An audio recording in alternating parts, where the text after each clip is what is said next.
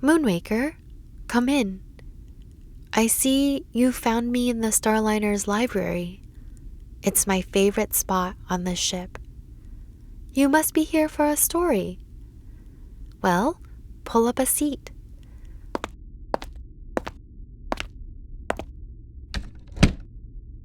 The lamps are low tonight, and the Starliner is drifting through one of the quieter stretches of space, the kind where the stars seem to whisper instead of shine.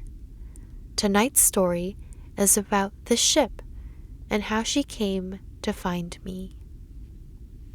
Long before my lifetime, before your lifetime, before most living civilizations learned to name the constellations, there existed a gentle people who built vessels unlike any that sail today.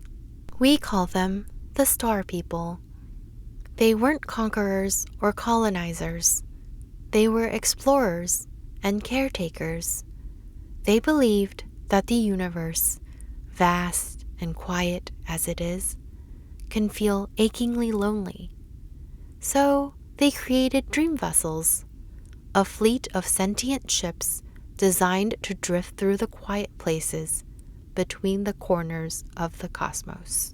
Warm, quiet companions built with the intention of kindness, designed for one purpose: no traveler should drift alone. The Star People, as we call them now, faded long ago.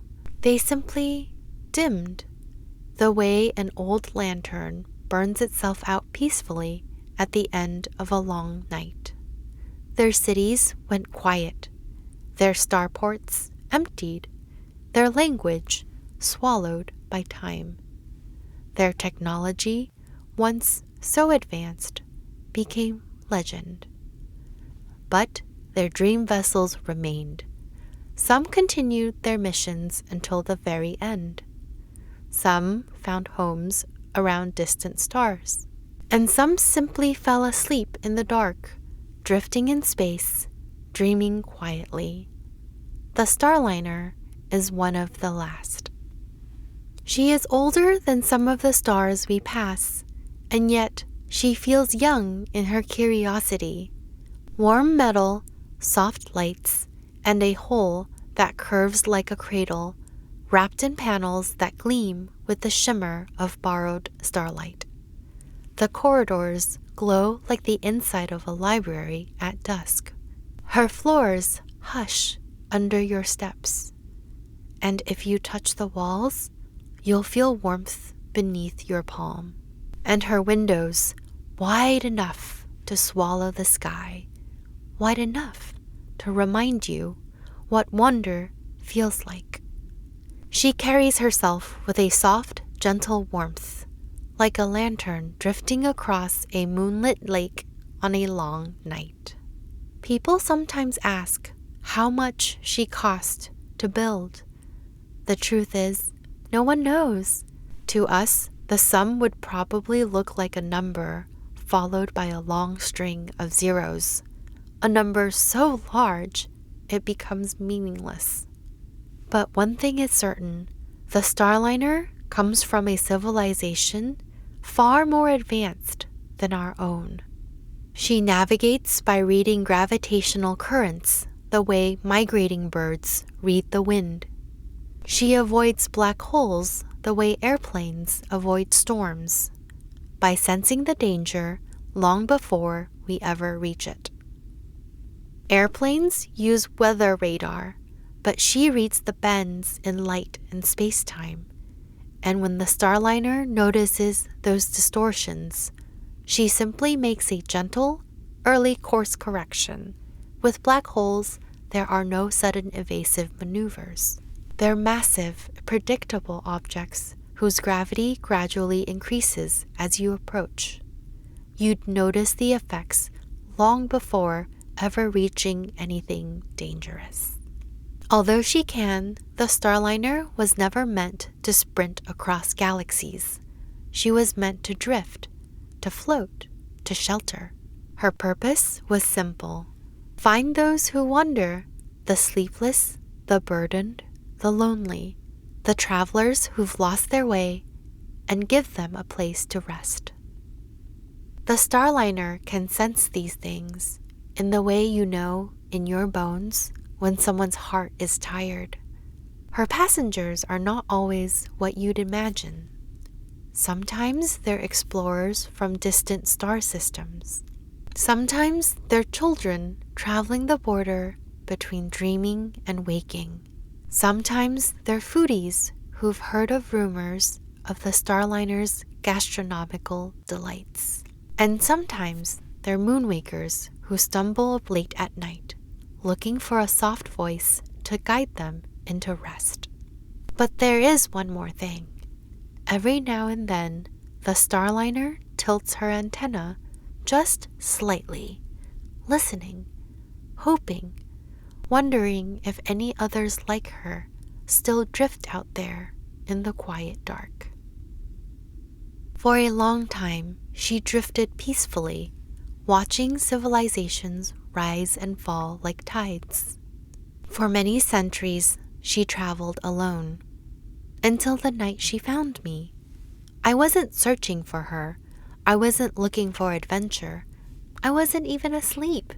I was just a tired traveler carrying a heavy load. It was one of those nights when the mind is too loud, too tangled, too full. A night where sleep feels like a distant shore. Somewhere between wake and sleep, I slipped into a dream that felt too vivid to be a dream at all. I was standing in a softly lit corridor, barefoot on warm metal. The lights glowed like lanterns nestled in the walls. The air smelled faintly of tea and something sweet. Music drifted from somewhere deeper in the hall. There was a hallway, warm, quiet, lined with soft lights, and at the end of it, a door that opened on its own, as though someone had been expecting me. Exactly the same way you found us tonight, Moonwaker. That was the Starliner. She didn't speak. She didn't ask who I was. She didn't ask why I had come. She simply extended a feeling, a warmth beneath my feet, a quiet hum through the air that whispered, "You're safe here. Stay as long as you need." And though time feels different aboard a dream vessel, I've been here ever since she found me. Long enough for the Starliner to know my footsteps and for me to learn the language of her hums. In time, she showed me her library, her observation deck, her kitchen. In the kitchen galleys, she introduced me to the Starliner royalty that steams like dreams. Shooting star spritz that glows if you're honest with it, and cosmic croissants that crumble like nebula dust. Their taste makes you feel, just for a moment, like the universe is kinder than you remembered. The Starliner taught me how to walk her halls, how to listen to her hums, how to understand her pauses. Eventually, she offered me a role. I would become her guide, the voice who greets wandering travelers, the keeper of quiet spaces, the storyteller who helps moonwakers drift into sleep. The Starliner pays me in star credits, the standard currency used across most settled star systems. It isn't extravagant, but it's steady, and the Starliner provides everything I need: food, lodging, travel, time, and purpose. I'm able to save quickly and to bring little treasures back for moonwakers and the Starliner.